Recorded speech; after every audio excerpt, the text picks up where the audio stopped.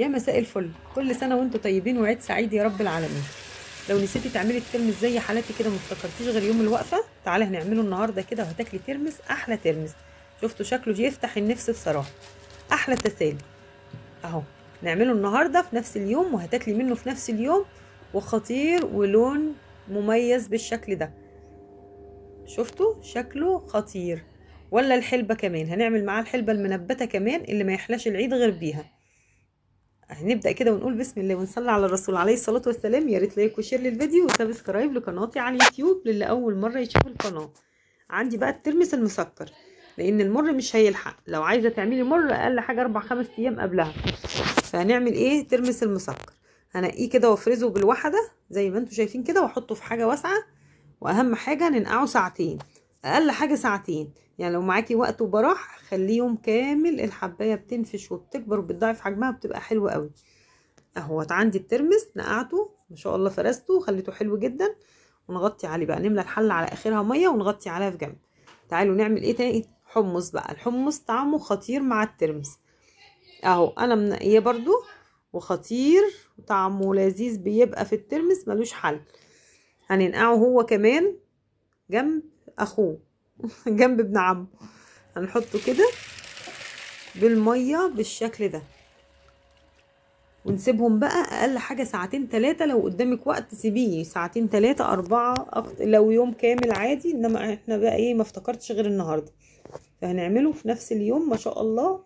تقدري تعمليه وتحطيه في التلاجة تاكلي منه في نفس اليوم. الحلبه بقى اللي بتاخد وقت مني، عندي الحلبه بتاعتي نص كيلو من الحلبه. هنغسله غسيل كويس جدا. الحلبه من اللي بتنزل منها طين وبتاع لازم تنغسل كويس قوي قوي. بعد ما غسلتها بالشكل ده هملى عليها درق ميه كبير واركنها حوالي ساعتين 3 اهي بالشكل ده. بعد كده ما شاء الله ساعتين 3 هبص الاقيها الميه اصفرت بتاعتها كده اهوت. هناخدها نغسلها غسيل كويس قوي وبدات تلين وهتنبت بقى معايا. ادي الترمس وادي الحمص. هننزل بقى بالترمس بمعلقتين كبار من الكركم علشان يبقى لونه اصفر وكهرماني زي ما انتوا شفتوا كده. خلاص ده بعد ساعتين ما اتنقع. هننزل عليه بمعلقتين من الكركم والحمص معلقه من الكركم. تمام. هناخد الحلتين دول ونولع بقى عليهم النار نسلقهم اهي. بصوا الترمس ما شاء الله تحفه. بعد كده ما اتنقع هشيل بقى الترمس بتاعي واسلقه على النار على البوتاجاز. عندي بقى الحلبه غسلتها كويس جدا وحطيتها في مصفى، وحطيت تحت منها طبق او اي حاجه تستلقى الميه كده، وفوطه نضيفه زي الفل وابلها ميه واغطيها. وكل شويه وانا رايحه وانا جايه المطبخ قبل الفوطه دي ميه، اما دلدق عليها ميه من فوق كده. خلاص كده ده بعد الحمص بتاعي والترمس ما اتسلق وبرد تماما اهو بقى عندي كده. تعالوا بقى نغسله. بصوا شكله الكركم بقى سبغ فيه وبقى خطير ولونه وشكله مميز جدا. تعالوا بقى هنغسله غسله كويسه جدا ونرمي الميه بتاعته اهو، ونعمل له بقى المحلول الملح بتاعه ونحطه في التلاجة. الترمس والحمص من اللي هما ملهمش روح، بيبوظوا بسرعه لو فضل على الرخامه بره او بره او بره التلاجة في المطبخ. فلازم يتحفظ على طول في التلاجة، هيقعد معاكي فتره طويله جدا مش هيجرى له اي حاجه. وادي عندي الحمص هغسله كويس جدا اهو. تعالوا بقى نقلب ده على ده مع بعضه الاتنين في بعض كده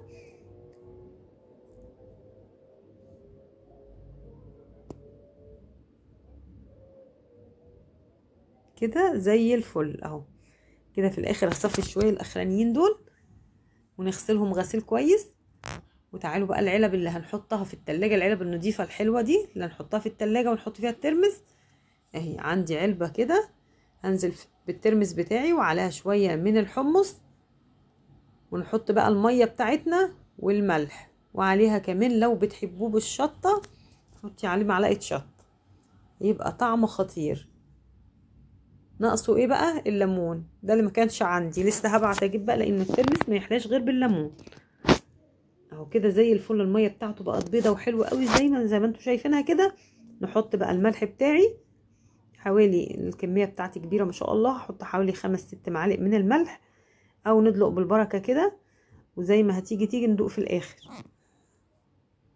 وعندي شويه شطه معلقه من الشطه، وهعمل بطرمان بالشطه وبطرمان ساده علشان كده يبقى زي الفل. البطرمان ده بقى كده او العلبة دي تحطي فيها بقى مصفى او اي حاجة، المهم الايدين ما تنزلش فيها او حد يطلع منها بمعلقة او كده، لا المصفى تقعد في قلبها وتطلعي منها بالمصفى كده بنظافة كده، يدنه طازة معاكي وطعمه مميز وحلو جدا لاخر واحدة. وصلتوا بقى معايا لحد هنا، يا ريت لايك وشير للفيديو وسبسكرايب لقناتي على اليوتيوب، وكل سنة وانتوا طيبين. تعالوا بقى شوفوا الشكل تحفة وطعمه لذيذ جدا، ناقصه بس عصرة ليمون طبعا. واللون الكركم، معلقة الكركم ادته لون تحفة تحفة مميز جدا. وعندي الحلبة اهي، يا سلام، بادئه كده يعني على ما يجي العيد الصبح ان شاء الله تكون خطيرة. استودعكم الله واشوفكم في فيديو جديد، وكل سنة وانتم طيبين. مع السلامة.